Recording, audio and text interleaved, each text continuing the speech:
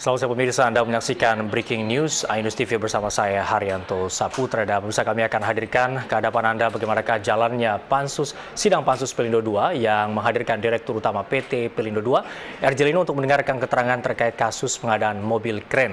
Nah, untuk mengetahui bagaimanakah jalannya sidang Pansus, kita akan langsung bergabung menuju ke gedung DPR RI.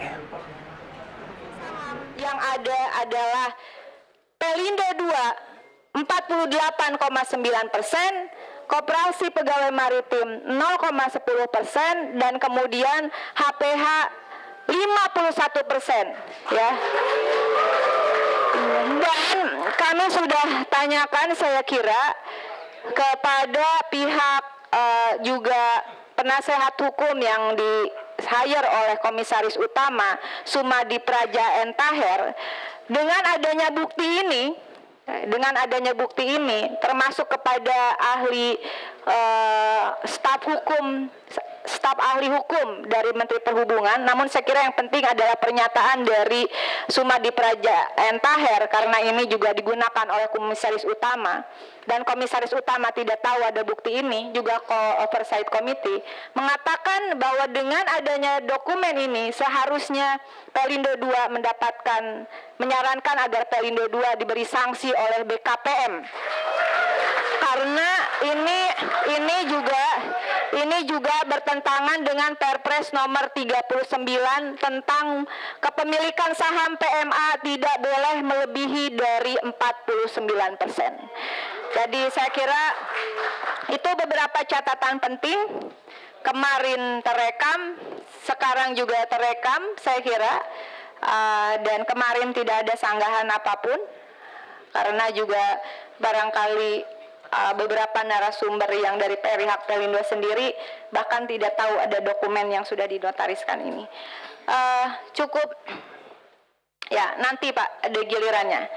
Ini hanya mereview dari semalam yang Anda juga tidak interupsi ketika kita konfirmasi. Bapak Ibu yang kami hormati, kami persilahkan, saya kira karena ini pendalaman, langsung saja kepada anggota. Kita akan memasuki hitung-hitungan, ya. Apakah disepakati? Maaf Ibu, kalau boleh kami komentar. Ya, maaf Bapak, ini tidak untuk dikomentari karena ini yang terjadi semalam. Karena begini, seperti dibilang yang tadi yang terakhir disebutkan Mbak Nadim 100%, nggak pernah ada konfirmasi pada kami di ruang ini. Ibu hanya panggil komut yang baru dan komut yang lama. Nggak pernah ada konfirmasi. Terima kasih. Iya Pak, konfirmasi apa? Orang saya dokumen dari direksi, bukan dari saya. Gini, dokumen seperti itu kan mesti minta penjelasan kenapa dokumen itu ada. Ya, untuk melengkapi data daripada pansus ini. Ya, nanti Pak, nanti. Karena ini kan baru pada bagian bagaimana ada di sini. Ya, lalu hitung-hitungannya seperti apa. Kita akan lihat juga dikaitkan dengan hitung-hitungannya. Ini bukan masalah hitung-hitungan, Bu. Ini masalah legal yang ada di dokumen itu. Ya, hitung-hitungan nanti. Jadi itu kami minta dikasih kesempatan, kenapa itu ada dokumen itu. Sebelum diambil kesimpulan. Apakah disepakati anggota? Atau kita langsung pendalaman? Ya, maaf Bapak, nanti akan kami beri kesempatan, tetapi kita waktu sudah pukul 15.15 dan sebetulnya pada pukul 15.30 akan ada Menteri BUMN untuk memberikan keterangan. Oleh karena itu saya persilahkan kepada anggota untuk melakukan pendalaman lanjutan. Dari fraksi PAN, silakan. Pimpinan anggota Pansus yang kami hormati, Pak Dirut dan segenap jajaran yang kami hormati, Komisaris, Dashbank, Bahana, dan FRI, beserta jajaran Jakarta International Container Terminal. Perubahan terhadap otorisasi. Ya. Kami belum mendapatkan bahannya dari kemarin sampai hari ini.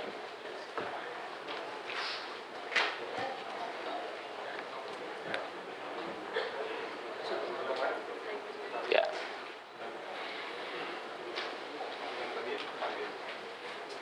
silakan dijawab.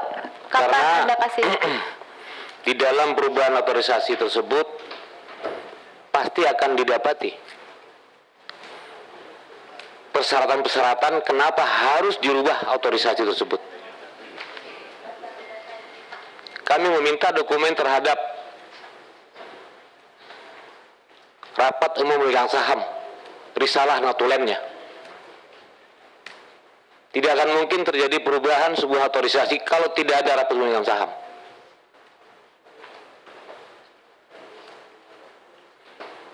Bisa saja kami katakan bahwa perubahan itu mengada-ada.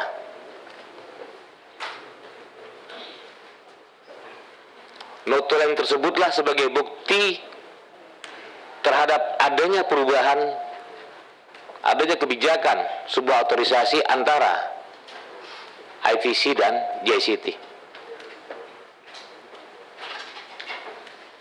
Dan sampai kemarin kami belum jelas sampai hari ini yang mendasari perubahan itu apa. Sementara diberikan konsesi terhadap JICT itu 20 tahun dari 99 sampai 2019 akhir 2018. Ini kan juga belum clear pimpinan. Yang mempercepat itu apa? Dasar mempercepat itu apa? Tentunya ada risalah rapat, ada notulen rapat umum pemegang saham, dan itu lengkap saya pikir terhadap sebuah perubahan yang terjadi. Apakah nanti kita namakan amandemen shareholder, amandemen premier, dan juga amandemen terhadap perubahan saham yang lainnya. Ini dari kemarin belum kita dapat, Ibu. Kalau memang tidak ada notulensi dan risalah rapat, Pak Dirut, apakah ada notulensi rapat pemegang umum saham pada perubahan amandemen ini? Perubahan 4 kontrak yang dibuat 2014. Pak Dhani, coba dokumen itunya disampaikan. Tolong disampaikan. Ya. Ya, yang mana yang dikasihkan? Coba. Yang mana yang diperbanyak? Tolong. Yang mana yang diberikan?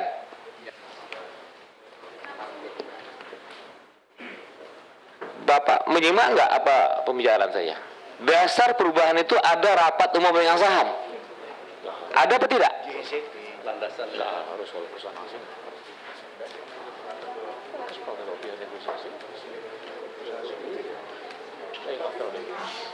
Jadi saya ingin sampaikan di sini, Pak, ya. Jadi tolong juga lihat, ya, ini jangan berlandaskan seperti di Indonesia, ya. Sebentar. Ya. Jangan berlandaskan seperti di Indonesia. Maksudnya apa, Pak? Ini begini. BUMN Indonesia, Pak. Ya, saya ingin sampaikan begini, ya. Ini kita negosiasi dengan perusahaan asing, ya. Tidak harus ada notulen seperti yang Bapak sebutkan tadi, ya. Karena begini. Karena begini, ya. Negosiasi ini berlangsung panjang, Pak, ya. Sebentar Pak Masinton, tolong dicatat. Jadi Tidak perlu ada ini negosiasi, tidak perlu ada. Saya bilang tidak harus, Pak. Yang saya bilang tidak harus, Bu, ya. Tidak harus ada Ya. notulensi rapat pemegang umum saham karena ini kerjasama dengan asing. Begini, yang saya sebutkan begini. Dengan perusahaan asing tidak harus selalu ada notulen rapat itu, ya. Tapi dalam negosiasi selalu ini kan nggak sekali bicaranya ini, ya, terusnya berkali-kali, ya. Nanti saya bisa mintakan tim legal kita untuk nunjukin proses negosiasi itu, ya, di mana ini sepakat sampai di mana. saya interupsi, Pak.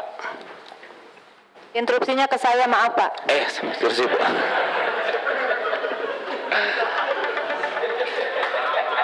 Ya.